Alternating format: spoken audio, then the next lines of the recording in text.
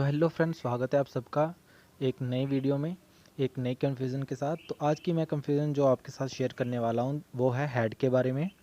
तो अगर आपने मेरी पहली वीडियो नहीं देखी जिसमें मैंने हैज़ हैव के बारे में आपको डिटेल में बताया, तो पहले आप वो भी देख लें। उसका लिंक मैं नीचे डिस्क्रिप्शन में भी दे दूँगा। आप चाहें तो वहाँ पर जाके भी विज़िट कर सकते हैं और ऊपर मैं आई बटन में भी डाल दूँगा, आप चाहें तो वहाँ से भी देख सकते हैं। तो चलिए वीडियो को शुरू करते हैं। आज मैं आपको हैड की कन्फ्यूज़न के बारे में आपसे बात करूंगा। हैड के आपको मैं आज 4 यूसेस के बारे में डिटेल में बताऊंगा। आपने हैड के बारे में सिर्फ एक ही यूज़ पढ़ा होगा पास्ट परफेक्ट में, और उसके अलावा भी 3 यूसेस और होते हैं जो कि आपको वीडियो में बहुत कम देखने को मिलती होंगी। यूट्यूब पे बहुत सारी ऐसी वीडियोस है जिसमें हैड के बारे में बताया गया, पर अलग अलग वीडियो में अलग अलग तरीके से बताया गया। बट मैं आज आपको एक ही वीडियो में चारों यूसेस क्लियर कर दूंगा एकदम, और आपके दिमाग में ऐसे बैठ जाएंगी कि आपको दूसरी वीडियो को देखने की ज़रूरत ही नहीं पड़ेगी। तो चलिए शुरू करते हैं। इन चारों यूसेस में सबसे पहली यूज़ है पोजेशन की। तो पोजेशन क्या होता है? तो फ्रेंड, पोजेशन को समझाने के लिए मैं एक सेंटेंस की एग्जांपल लूँगा। तो जैसे मैं कहूँ कि मेरे पास एक पेन था, तो मेरे पास एक पेन का होना ही पोजेशन कहलाता है। जैसे मैं कहूँगा कि मेरे पास एक गाड़ी थी, तो मेरे पास वो चीज़ थी, इसी चीज़ को हम कहेंगे पोजेशन। तो जब भी आपने किसी को बताना हो कि मेरे पास कुछ था, तो आपने तो ऐसे ही मैं अब आपसे इस स्ट्रक्चर के बारे में बात करूंगा कि पोजेशन में क्या स्ट्रक्चर रहेगा हैड के लिए। तो सबसे पहले हम बात करेंगे सब्जेक्ट की। सब्जेक्ट, उसके बाद प्लस हैड, हैड की बात होगी। हैड के बाद ऑब्जेक्ट की बात होगी। सब्जेक्ट प्लस हैड और प्लस ऑब्जेक्ट। ऑब्जेक्ट कुछ भी हो सकता है, पेन, बुक, पेंसिल, कुछ भी हो सकता है। और सब्जेक्ट हमारा ही, शी, इट और आई, वी और यू। आई, वी और यू जो होते हैं वो फर्स्ट और सेकंड पर्सन के लाते हैं, और ही, शी, इट वो थर्ड पर्सन की कैटेगरी में आते हैं। पर हम यहाँ पे फर्स्ट और सेकंड और थर्ड पर्सन की बात नहीं करेंगे, क्योंकि पास्ट में फर्स्ट सेकंड थर्ड वर्ब के साथ सभी के साथ हैड का ही यूज़ होगा। तो आप सिर्फ स्ट्रक्चर पे ध्यान दें, सब्जेक्ट हैड प्लस ऑब्जेक्ट, हमने सिर्फ इसी पे ध्यान देना है। और हम ये पोजेशन की बात करते हुए आगे सेंटेंसेस बनाने की कोशिश करेंगे। तो चलिए मैं पहला सेंटेंस यही ले लेता हूँ। उसके पास किताबें थी। उसके पास यानी कि यहाँ पे हम शी की बात कर रहे हैं, शी या ही की बात कर रहे हैं। आप कोई भी लेडी भी हो सकती है, कोई भी मैन भी हो सकता है, तो आप उस हिसाब से देख लें कि ही लगना है कि शी लगना है। तो मैंने यहाँ पे उसकी बात की है, तो उसका मैंने शी माना हुआ है, तो मैं यहाँ पे शी लिख लेता हूँ सब्जेक्ट की प्लेस पे, और साथ में लिख लेता हूँ हैड, जो कि यहाँ पे आना ही आना है। और उसके बाद रहेगी बात ऑब्जेक्ट की। तो किसकी बात कर रहे हैं हम यहाँ पे? उसके पास किताबें। तो हम किताबों की बात करें तो किताबों की इंग्लिश क्या होगी? बुक्स। तो क्या बन जाएगा हमारा सेंटेंस? She had books. तो चलिए मैं एक और सेंटेंस ले लेता हूँ कि मेरे पास कुछ था। तो यहाँ पे मेरी बात हो रही है, मेरी यानी कि आई की बात हो रही है। तो आई मैं लिख लूँगा, आई के साथ हैड वैसे के वैसे ही आ जाएगा। और कुछ था, कुछ यानी कि कुछ की इंग्लिश क्या होगी? समथिंग। तो ऑब्जेक्ट क्या होगा हमारा? समथिंग। तो पूरा सेंटेंस क्या बन गया हमारा? I had something. तो ये था हमारा पोजेशन।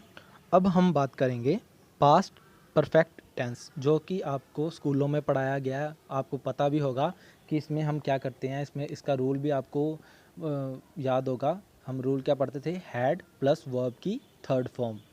तो ये तो आपको ज़्यादा डिटेल में बताने की ज़रूरत भी नहीं, क्योंकि आप में से बहुतों ने इसके बारे में पढ़ा हुआ स्कूल में, आप समझ भी रखते हैं कि हम इसमें किस चीज़ की बात करते हैं। तो मैं आपको सेंटेंस देता हूँ एक, उसके बिहाफ पे मैं आपको ये समझाने की कोशिश करूँगा।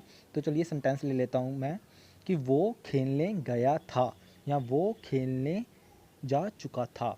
तो इसमें क्या होता है कि हम पास्ट में प्रेजेंट में खड़े होकर पास्ट की कोई ऐसी बात करते हैं जो कि बीत गई हुई है, जो कि काम हो चुका हुआ है, और हमें पूरा 100% श्योरिटी है कि वो काम हो गया हुआ है, वो काम हो चुका है, और हम प्रेजेंट में खड़े होकर उस बारे में बात कर रहे हैं। तो हम क्या करते हैं, हम पहले सेंटेंस में हम सब्जेक्ट ढूंढते हैं, फिर उसके बाद हम लगाते हैं हैड, फिर हम ऐड करते हैं वर्ब, वर्ब की थर्ड फॉर्म, और वर्ब की थर्ड फॉर्म के बाद हम लगाते हैं ऑब्जेक्ट। तो ये रहता है पूरा हमारा स्ट्रक्चर, जो कि आपने एकदम माइंड में बैठा लेना कि पास्ट में अगर हम बात कर रहे हैं कि पास्ट की कोई ऐसी बात कर रहे हैं जिसमें कोई काम हो चुका हुआ है या हो गया हुआ है, तो हमें ये स्ट्रक्चर यूज़ करना है।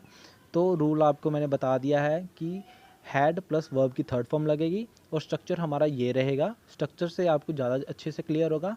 तो पहले मैं एक क्वेश्चन ले लेता हूँ कि वो खेलने गया था या वो खेलने जा चुका था।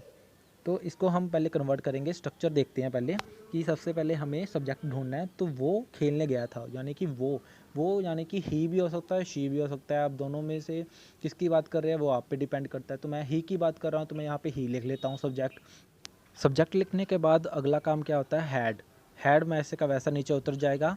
हैड उतारने के बाद हमने यहाँ पे वर्ब की थर्ड फॉर्म ढूंढनी है। तो सेंटेंस में हमने नज़र मारनी है कि सेंटेंस में वर्ब क्या है।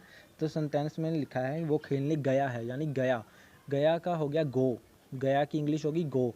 तो गो का थर्ड फॉर्म क्या होगी, गो, वेंट, गॉन होगी थर्ड फॉर्म। तो यहाँ पे मैं हैड के साथ गॉन लिख लेता हूँ।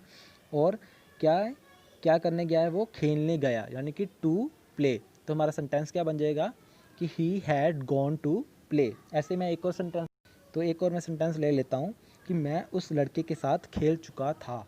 तो इसमें सब्जेक्ट क्या होगा, इसमें सब्जेक्ट है मैं यानी कि आई। तो यहाँ पे मैं आई लिख लेता हूँ यहाँ पे, और आई के साथ हैड वैसा का वैसा उतर जाएगा।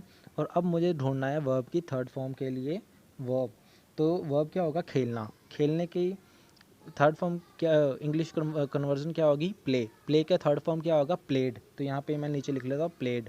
और इसके बाद किसके साथ खेल रहा था, लड़के के साथ, यानी कि हमारा ऑब्जेक्ट हो जाएगा लड़के के साथ।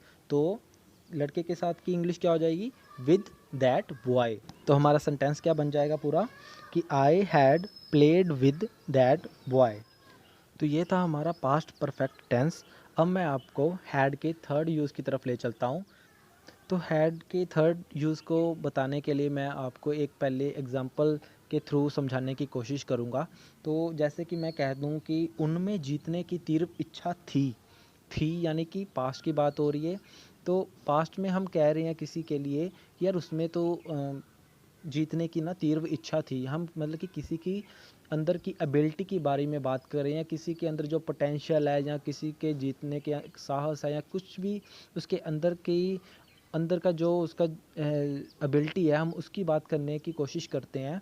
तो हम तब भी हैड का यूज़ करते हैं। तो मैं आपको एक स्ट्रक्चर दे देता हूँ जिससे आपको समझने में थोड़ी आसानी हो जाएगी। तो स्ट्रक्चर क्या होगा पहले हम वो देख लेते हैं। स्ट्रक्चर होगा सबसे पहले सब्जेक्ट प्लस हैड प्लस इसमें आ जाएगा हमारा एडजेक्टिव यानी कि विशेषता कि उसमें क्या करने का साहस है या पोटेंशियल है, कुछ भी आ जाएगा एडजेक्टिव जो उसकी विशेषता होगी उस बंदे की। और उसके बाद लगेगा ऑब्जेक्ट हमारा। तो एक बार मैं आपको फिर से क्लियर कर देता हूँ कि जब भी हमने पास्ट के लिए किसी बंदे की विशेषता पे टिप्पणी करनी हो कि यार वो बंदे में ऐसा था, वो बंदा ऐसा था, वो बंदे में बहुत साहस था, वो ये करने की क्षमता रखता है, वो हम किसी की एबिलिटी, किसी की एडजेक्टिव विशेषता के बारे में बात करते हुए इस स्ट्रक्चर का यूज़ करते हुए हम वो बात इंग्लिश में बोलेंगे। तो मैं आपको क्वेश्चन दे देता हूँ, जैसे यही क्वेश्चन ले लेते हैं हम कि उनमें जीतने की तीव्र इच्छा थी, उनमें दे, फिर हम हैड वैसे का वैसा नीचे स्ट्रक्चर के देखते हुए हम नीचे लिख लेंगे, दे हैड बन जाएगा। अब हमने ढूंढना है एडजेक्टिव। तो सेंटेंस में देखो कि एडजेक्टिव क्या है, उनमें जीतने की तीव्र इच्छा थी। जीतने की तीव्र इच्छा क्या है, उसकी एडजेक्टिव है, उसकी विशेषता है कि उसमें तीव्र इच्छा थी। तीव्र इच्छा की इंग्लिश क्या होगी, अ स्ट्रॉन्ग डिज़ायर। डिज़ायर मीन होता है इच्छा। तो अ स्ट्रॉन्ग डिज़ायर मैं एडजेक्टिव की प्लेस पे लिख दूंगा। और उसके बाद मैंने ढूंढना है ऑब्जेक्ट। तो ऑब्जेक्ट क्या होगा यहाँ पे, जीतना उसका ऑब्जेक्टिव है। तो यहाँ पे जीतने की इंग्लिश क्या हो जाएगी, टू विन। तो हमारा सेंटेंस क्या बन जाएगा, they had a strong desire to win. ऐसे ही हम एक और सेंटेंस ले लेते हैं कि उनमें कुछ करने की क्षमता थी।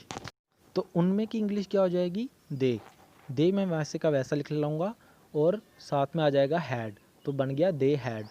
उनमें कुछ करने की क्षमता यानी कि पोटेंशियल। हमने एडजेक्टिव ढूंढना है तो एडजेक्टिव क्या निकला यहाँ पे, उनकी विशेषता क्या निकली, पोटेंशियल यानी कि क्षमता। तो यहाँ पे एडजेक्टिव की जगह आ जाएगा क्षमता की इंग्लिश क्या होगी, पोटेंशियल। तो यहाँ पे पोटेंशियल लिख दूंगा। तो अब आएगा ऑब्जेक्ट। तो ऑब्जेक्ट क्या होगा, कुछ करने की यानी कि इंग्लिश क्या हो जाएगी, टू डू समथिंग। तो टू डू समथिंग जो है ऑब्जेक्ट आ जाएगा हमारा यहाँ पे। तो हमारा पूरा सेंटेंस क्या बन जाएगा, they had potential to do something.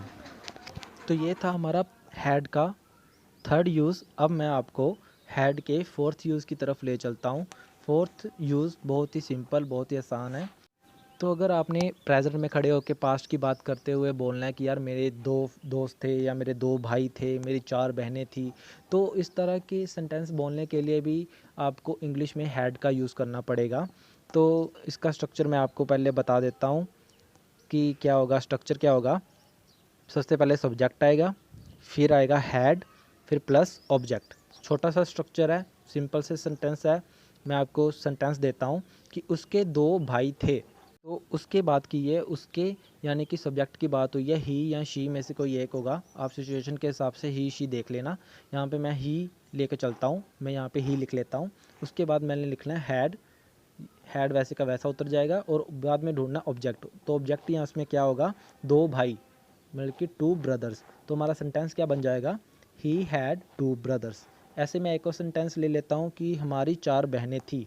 हमारी यानी कि वी आ जाएगा सब्जेक्ट की प्लेस पे, फिर हैड वैसे का वैसा उतर जाएगा, और यहाँ पे 4 बहनें क्या आए, ऑब्जेक्ट। 4 बहनों की इंग्लिश क्या होगी, 4 सिस्टर्स। तो हमारा पूरा सेंटेंस क्या बन जाएगा, वी हैड 4 सिस्टर्स। तो ये थी आज की वीडियो। आपको ये वीडियो कैसी लगी मुझे नीचे कमेंट करके ज़रूर बताएं, और वीडियो को लाइक करें, अपने दोस्तों के साथ शेयर करें, और चैनल को सब्सक्राइब करें, और साथ में बेल आइकन को जरूर दबा लें ताकि मेरी वीडियो की अपडेट आपको मिलती रहे। तो मिलते हैं अगली वीडियो में अलग कन्फ्यूजन के साथ। Till then bye bye, take care.